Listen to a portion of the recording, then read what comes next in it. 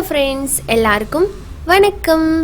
இன்றைக்கி நம்ம நிக்கிஸ் கிச்சனில் இந்த மழை காலத்துக்கு ஏற்ற மாதிரி நல்லா தொண்டைக்கு இதமாக அண்ட் ரொம்ப சத்தான முருங்கைக்கீரை சூப் எப்படி செய்கிறதுன்னு பார்க்கலாம். முருங்கைக்கீரையில் அயன் கண்டென்ட், அதாவது இரும்பு சத்து நிறைய இருக்குங்க. அது நம்ம எல்லாருக்குமே தெரியும். ஆனால் நம்ம வீட்டு குட்டீஸுகளை அந்த முருங்கைக்கீரையை சாப்பிட வைக்கிறதுக்குள்ளே நம்ம படுற பாடு இருக்கே பெரும்பாடு இல்லைங்களா. அதை எது மாதிரி செஞ்சு கொடுத்தாலும் அவங்க எடுத்து வச்சுருவாங்க, சாப்பிடவே மாட்டாங்க.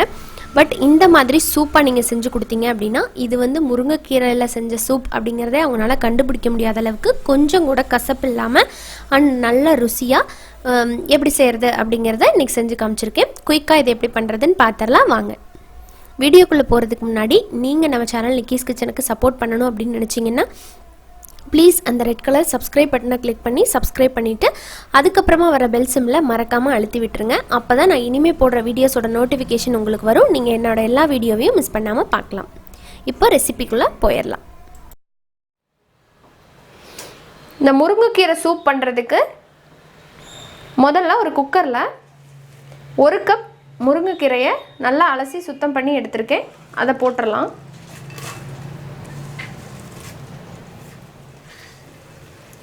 அஞ்சுலேருந்து 6 போல் சின்ன வெங்காயம் உளிச்சு எடுத்திருக்கேன், அதையும் போட்டுடலாம்.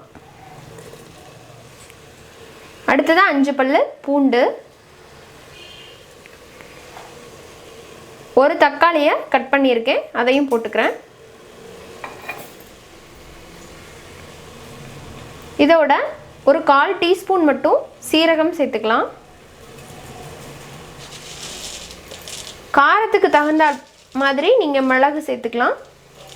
நான் வந்து இன்றைக்கி ஒரு 1/2 டீஸ்பூன் மிளகு சேர்க்குறேன்.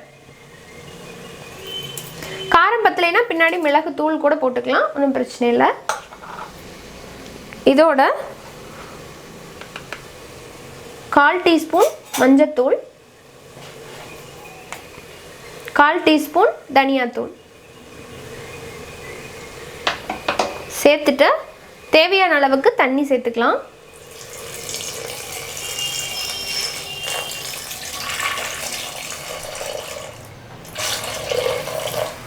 சூப் எந்த அளவுக்கு தேவையோ அந்த அளவுக்கு பார்த்து தண்ணி சேர்த்துக்கோங்க.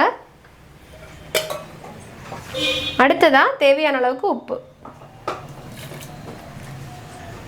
போட்டுட்டு க்ளோஸ் பண்ணிடலாம். ஒரு 4லேருந்து 5 விசில் விட்டு எடுத்துக்கலாம். கீரை நல்லா வெந்து வரட்டும். ஸோ இப்போ ஒரு 5 விசில் விட்டு ப்ரெஷர் நல்லா ரிலீஸ் ஆகிடுச்சு. ஸோ முருங்கைக்கீரை வந்து நல்லா வெந்துருச்சு பாருங்கள். தக்காளி எல்லாமே நல்லா வெந்துருச்சு. இப்போ இதை நம்ம வந்து வடிகட்டிடலாம். இப்போ நம்ம வந்து இந்த சூப்பை வடிகட்டிடலாம்.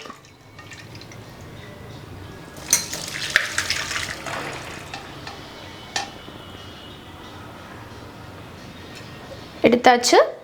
இந்த குக்கரில் இருக்கிறது இப்போ பார்த்தீங்கன்னா இது நல்லா ஆறுனதுக்கப்புறமா மிக்ஸி ஜாரில் போட்டு இதை நல்லா நைஸ் பேஸ்ட்டாக அரைச்சி எடுத்துக்கலாம். இப்போ அரைச்ச விழுதை உள்ளே கலந்து விட்டுறலாம்.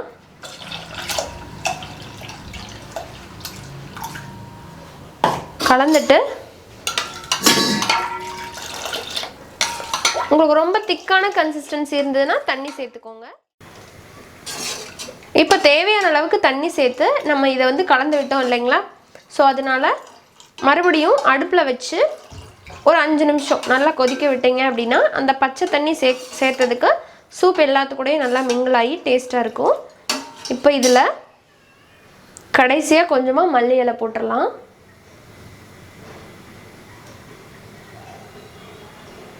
போட்டு நல்லா கலந்துட்டோம்னா ஹெல்தியான முருங்கைக்கீரை சூப் ரெடி.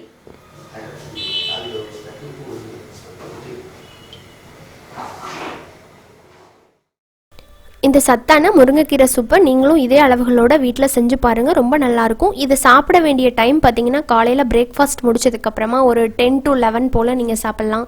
அப்படி இல்லைன்னா ஈவினிங் வந்து லஞ்ச் முடிச்சுட்டு ஒரு 4 மணிலேருந்து 5 மணிக்குள்ளே நீங்கள் இந்த சூப்பை ஃபேமிலியோடு செஞ்சு சாப்பிடுங்க. ரொம்ப நல்லது. உங்கள் வீட்டு குழந்தைகளுக்கும் கட்டாயம் செஞ்சு கொடுங்க, அவங்களுக்கும் ரொம்ப பிடிக்கும். செஞ்சு பார்த்துட்டு உங்களோட ஃபீட்பேக் அண்ட் கமெண்ட்ஸை மறக்காமல் என் கூட ஷேர் பண்ணிக்கோங்க. இந்த வீடியோ உங்களுக்கு பிடிச்சிருந்ததுன்னா லைக் பண்ணுங்கள். யூஸ்ஃபுல்லாக இருக்குது, மற்றவங்களும் பார்க்கணும் அப்படின்னு நினச்சிங்கன்னா ஃப்ரெண்ட்ஸ் அண்ட் ஃபேமிலியோட ஷேர் பண்ணுங்கள். இன்னொரு இன்ட்ரெஸ்டான அண்ட் ஹெல்த்தியான ரெசிபியோட உங்களை சீக்கிரமாக வந்து மீட் பண்ணுறேன். அது வரைக்கும் நன்றி, வணக்கம்.